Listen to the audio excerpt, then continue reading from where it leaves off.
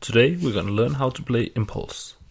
In Impulse you're going to be dueling your friends and discovering space and doing research and fighting and everything you'd want to do in outer space, all in the noble goal to gather 20 victory points.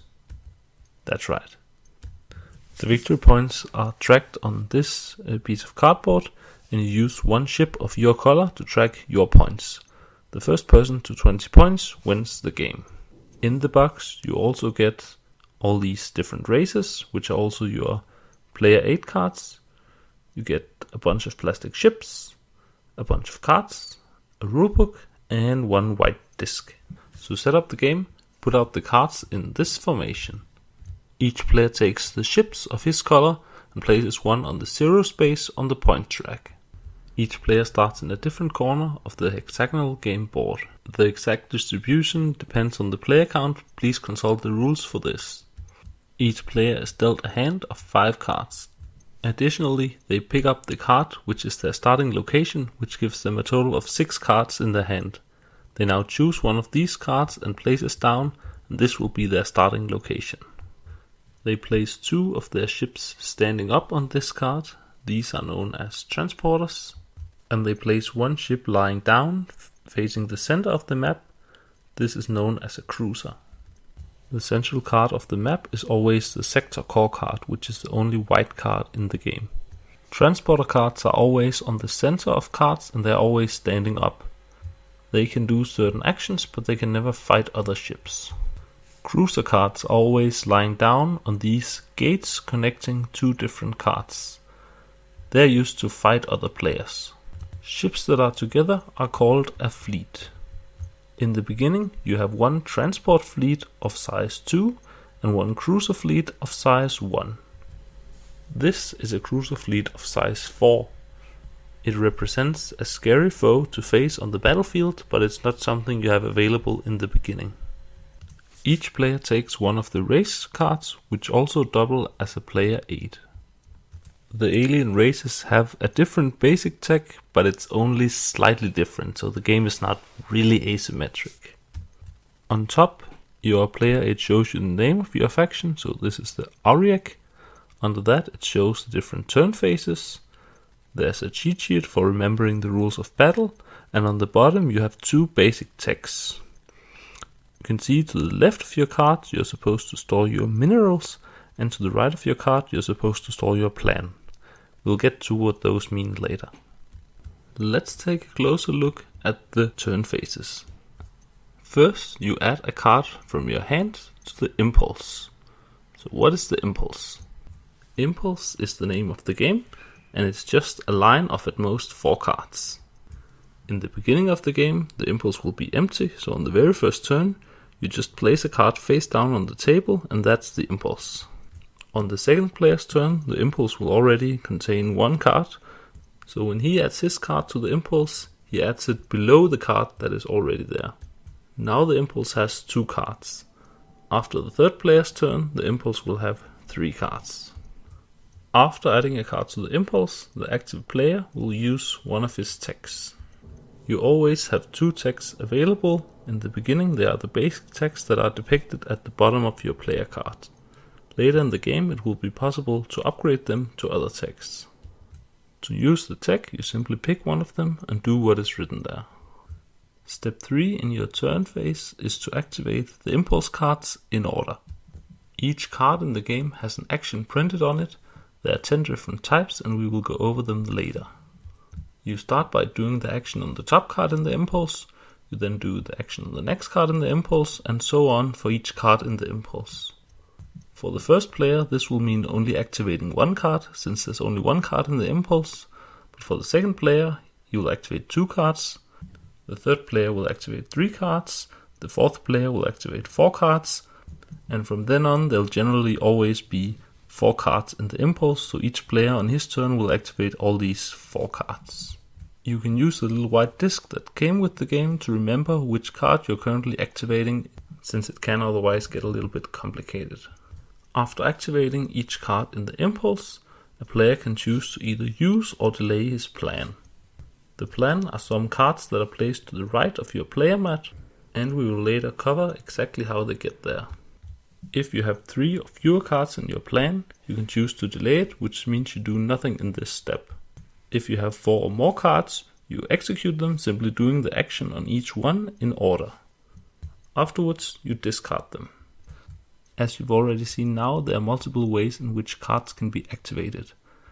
These cards will allow you to do different things, such as draw cards, move your ships around on the map to fight opponents, get points, and other stuff. Remember, they will be covered in detail later in this tutorial. Step 5 in your turn phase is to score sector core points. Each gate around the sector core, which you currently occupy with at least 1 cruiser, scores you 1 point. So for example, this situation would score you 2 points during step 5. The final thing in your turn is that you draw 2 cards from the deck and trim the impulse. What this means is that if the impulse already has 4 cards, you remove the top card, which is the oldest card, from the impulse such that it now has 3 cards. The next player will add 1 card to the impulse in the beginning of his turn, so it will have 4 cards again.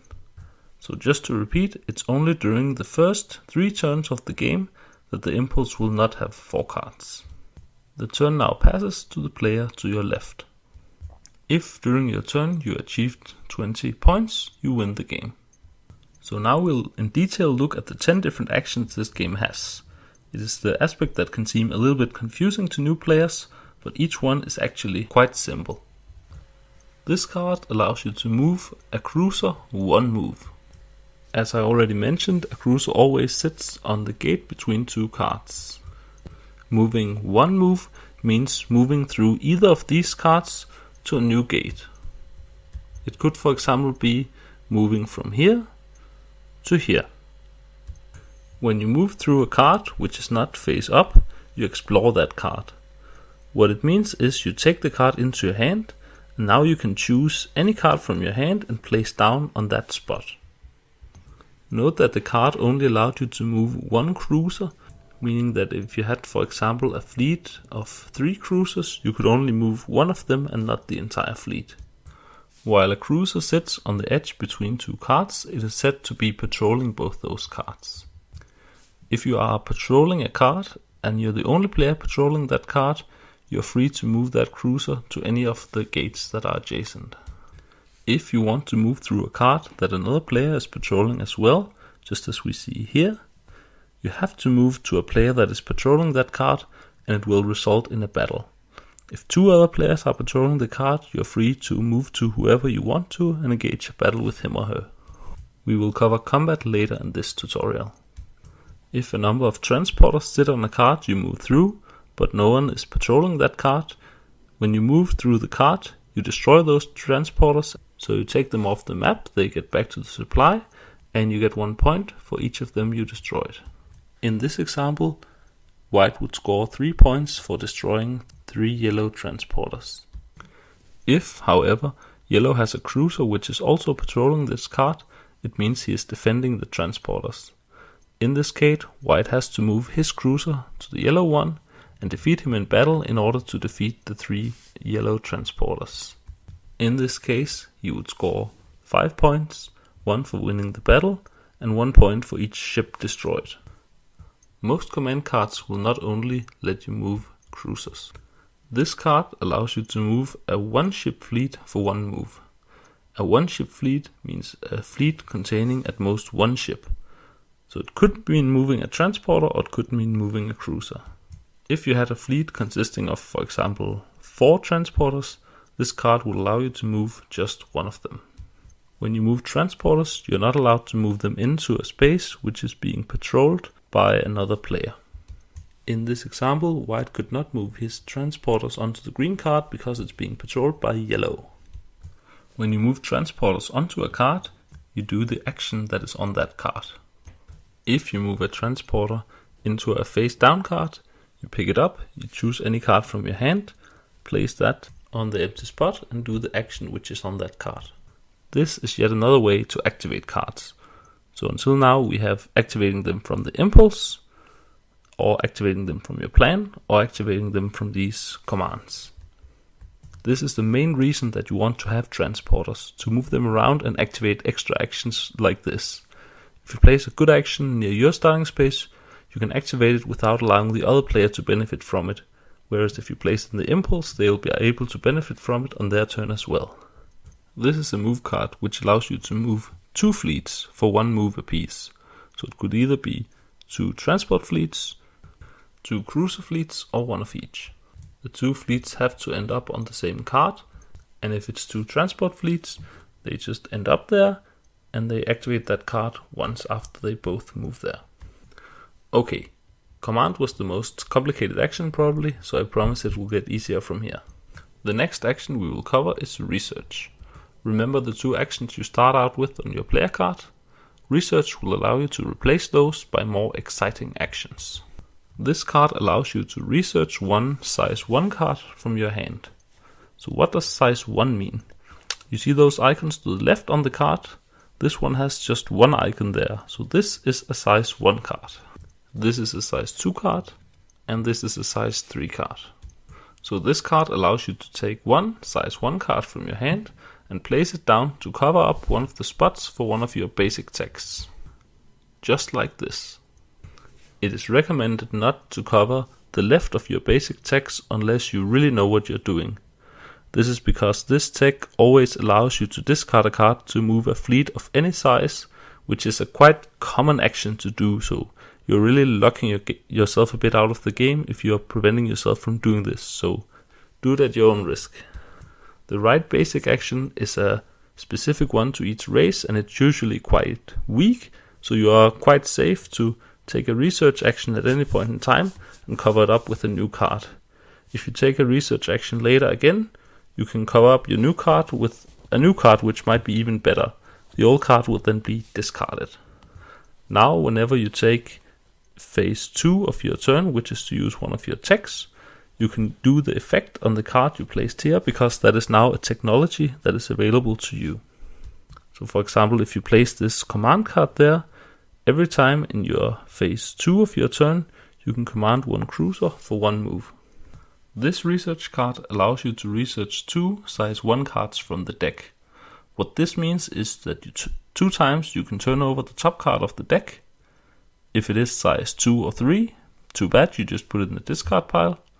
If it is size 1, you get to research it, so you can put it in one of your tech locations. If you don't like it, you can also just choose to discard it. Note that you have the risk of drawing 2 cards which are not size 1, so you just wasted your action and you just discard these 2 cards.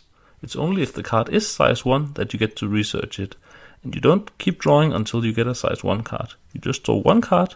If it's size 1, you get to research it. If it's not, you discard it, and then again you draw 1 card. If it's size 1, you can research it. Otherwise you just discard it, and then you're done. The next action we'll cover is execute. This card allows you to execute 1 size 1 card from the deck or execute one of your texts. So what does it mean? Well, the first thing would be executing a size 1 card from the deck. It means just drawing the top card. If it's size 1, remember this means there's 1 icon to the left, just like on this card. Then you actually do that. So if it says command, you do the command action. Or if it says research, you do the research action. After executing the card, you place it in the discard pile. The other possibility on this card is to execute one of your texts, which means you simply choose one of your texts, which may be a basic tech or one of your research texts, and you do that. You don't place it in the discard pile. This card allows you to execute 1 size 1 card from your hand or execute one of your texts. We already covered executing one of your texts. To execute a size 1 card from your hand, you simply reveal it to the other players, you do whatever it says on it, and then you place it in the discard pile. It can be any type of card. So that's it for execute. Quite simple. The next action is build, which, as you may have guessed, allows you to build more ships. You have a total of 13 ships, and this is your maximum. So this card, for example, says build 1 transport at home. So home is where you started, and the transporters are the ships that are standing up. So you just take 1 ship that's standing up and place it on your home. You don't activate that card, you just place it there, and that's it. This next card allows you to build 1 ship at home and at each other green location you occupy. So this could allow you to build several ships. Notice it just says ship, so you can choose if you want transporters or cruisers. You could even choose to build 1 transporter and 2 cruisers with this card, if you occupy 2 other green locations. This one allows you to build 2 ships at any location you occupy, and they can be either cruisers or transporters. Occupy is a special keyword, and it means you have a transporter there. So remember, patrol means you have a cruiser which is touching a gate to the card, and occupy means that you have a transporter on the card. So that's it for the build action as well. Quite simple, but quite strong. The next action is sabotage. This is a way of destroying opponents' fleets without actually going into honest battle. So, for example, this card allows you to sabotage a fleet with 1 bomb. So what does this mean? Well, to be able to sabotage someone, you need to be on the same card. So you need to have a cruiser or transporter on the same card where the cruiser or transporter that you're trying to sabotage is. In this case, for example, white could sabotage yellow and yellow could sabotage white. To sabotage a fleet with a number of bombs, you turn over a number of cards equal to the number of bombs. For each one which shows 2 or 3 icons, that is a card with size 2 or more, you destroy 1 ship from the fleet. You take those ships off the map and get 1 point for each ship you destroyed. If you destroy more ships than there are ships in that fleet, you just get a number of points equal to the number of ships that were there. This card allows you to sabotage either transport or cruiser fleets, but just 1 bomb, so you just flip over 1 card.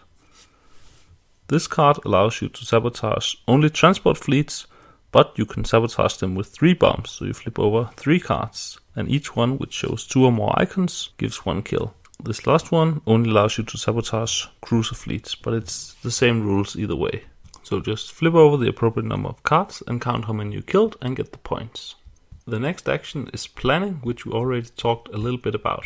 To the right of your race card you have your plan, and each turn in phase 4 you can either use or delay your plan, or if you already have 4 more cards in your plan, you have to use it. The plan cards are the cards that actually put cards into your plan. This card allows you to take 2 blue cards from your hand and put them into your plan.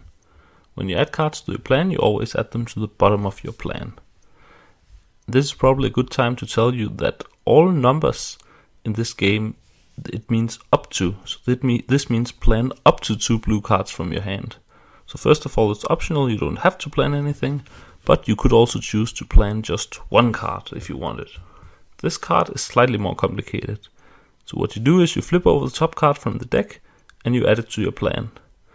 Then you plan 2 cards of its color from the deck. So if the card you flipped over was green, you flip over the top card. If it's green, you add it to your plan. Then you flip over the top card. If it's green, you add that also to your plan. So this will add between 1 and 3 cards to your plan.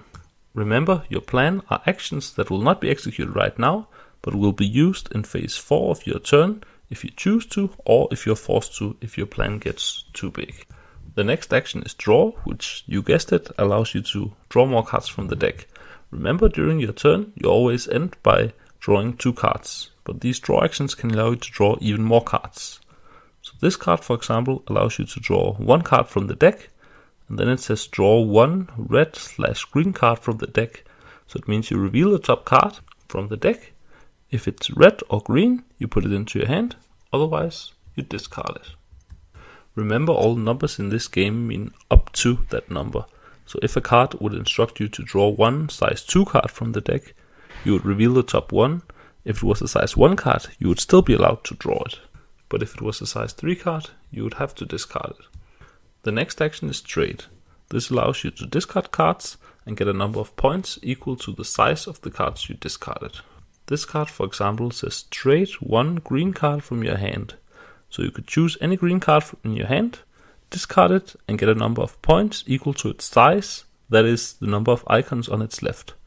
So if you had a green card with 3 icons on the left, you might want to discard that to get 3 points. Trading can be a quick source of points. This card allows you to trade 1 size 1 card from the deck, so you would flip over the top card of the deck. If it's size 1, you discard it and get 1 point, otherwise you just discard it. The next action is mining, and it's one of the really exciting actions. This card says mine one blue card from your hand. So what it means is you can take a blue card from your hand, stick it under the left side of your player mat with just the icons showing, and now you have that number of minerals. So here, for example, we have 2 blue minerals. There's no limit to the number of minerals you can have, and they can be all possible colors. So what is so cool about having minerals? The minerals can boost your actions. So what does this mean? Well, did you notice that all the cards have a little white box with a number in them?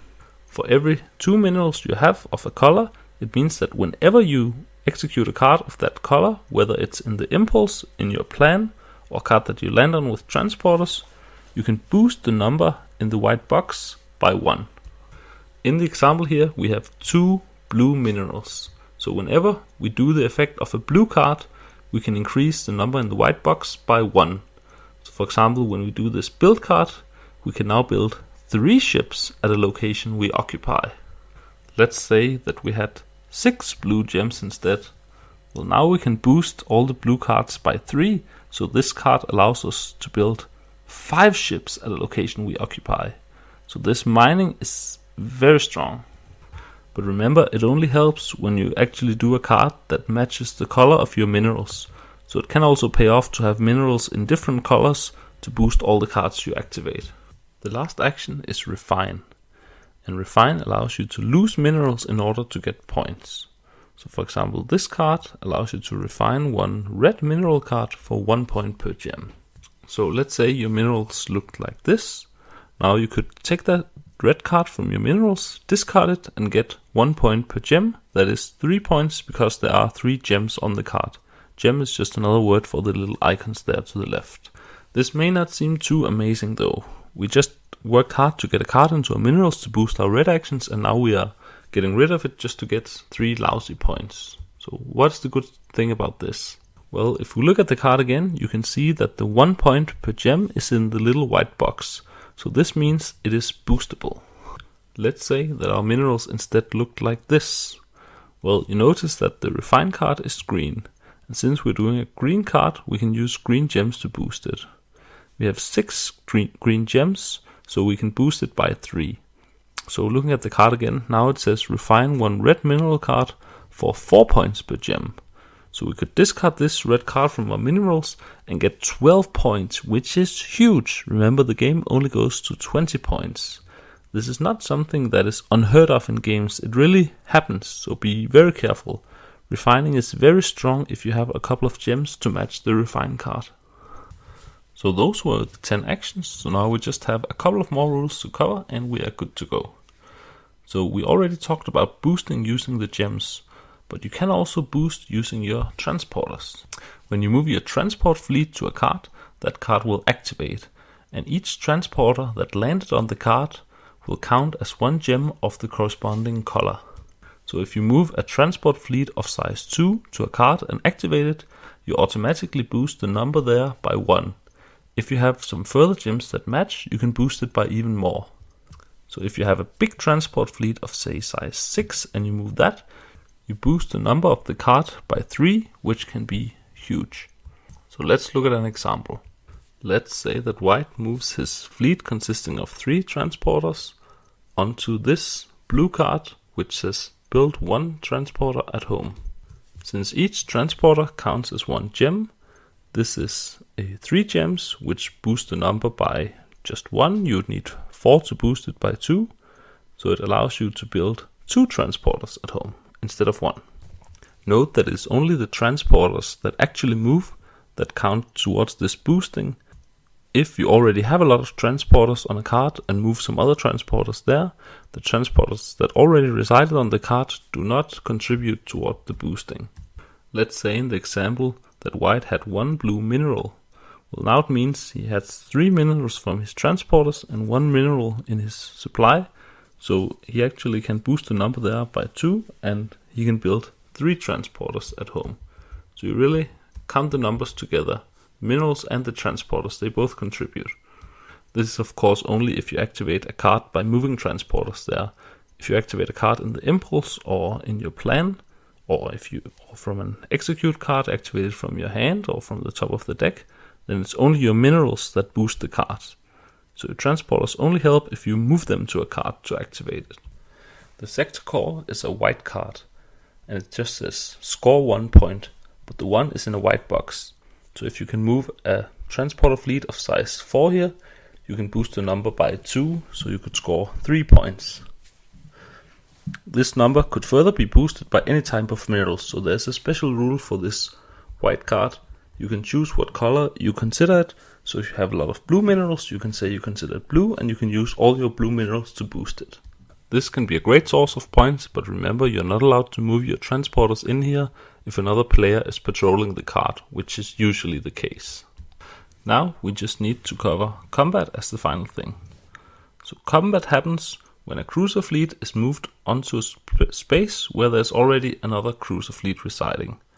A cruiser fleet can consist of just one cruiser, but it can also be several cruisers, and several cruisers will generally be stronger in combat.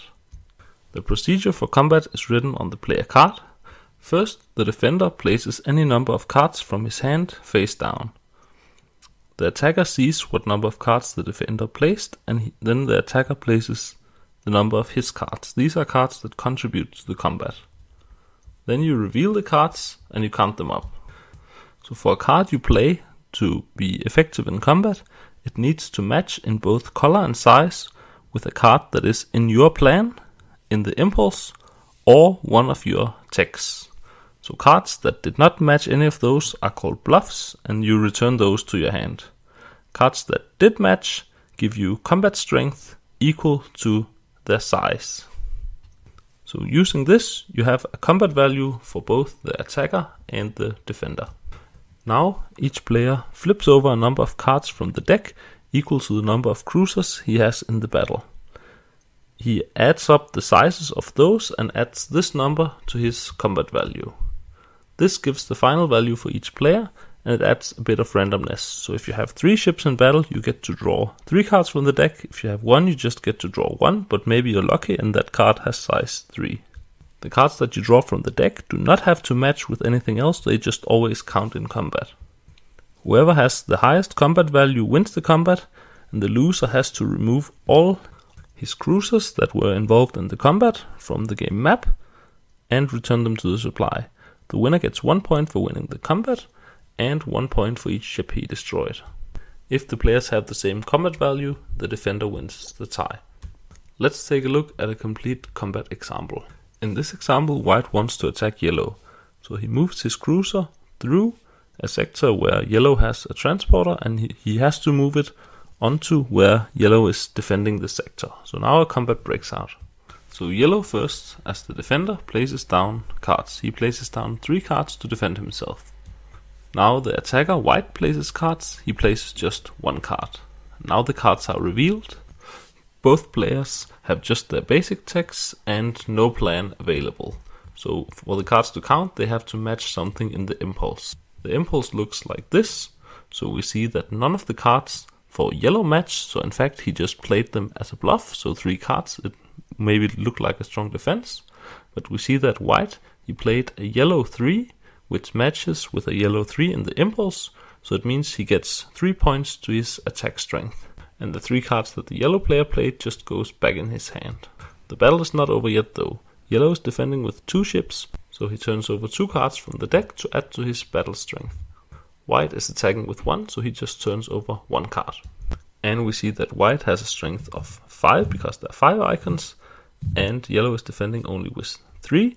So yellow in fact loses the battle, which means that he loses the 2 cruiser ships and the 1 transporter, which he would have been able to keep if he had won the battle.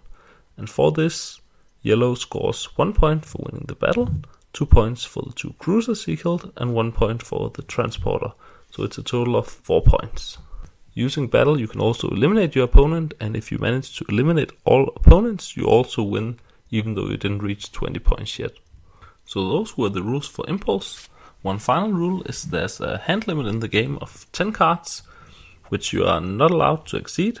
So if you have, say, 8 cards in your hand and you're supposed to draw 3 cards, you just draw 2 cards and stop. The only point where you're allowed to exceed the hand limit is if you have 10 cards and you explore a new card, You get to draw that card into your hand, so you have 11 for a very short period of time. Then you put down one of the cards in the empty space, so now you have 10 again.